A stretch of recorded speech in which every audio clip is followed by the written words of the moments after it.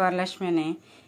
ఇది 12 సంవత్సరాలకు ఒకసారి వచ్చే అమావాస్య అండి. ఇది మోని అమావాస్య అని చెప్పి కాశీలో ఇవి అవుతున్నాయి కదా, కుంభాభిషేకం అవన్నీ. అందుకని వాళ్ళు ఇలా చేసుకుంటే చాలా చాలా మంచిదండి. ఇదిగోండి, సాయంత్రం లోపల ఎప్పుడైనా చేసుకోవచ్చండి.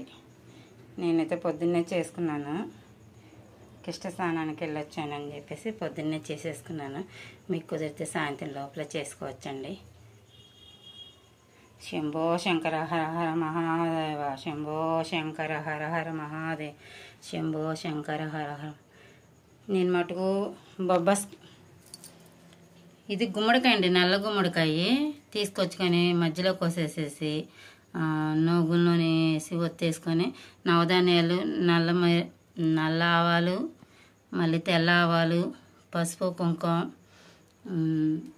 ఇదిగోండి చూడండి, తమలపాకులు, ఉప్పు వేయాలండి. ఇస్త్రాకులు ఉప్పు వేసేసి ముగ్గేసుకోవాలి.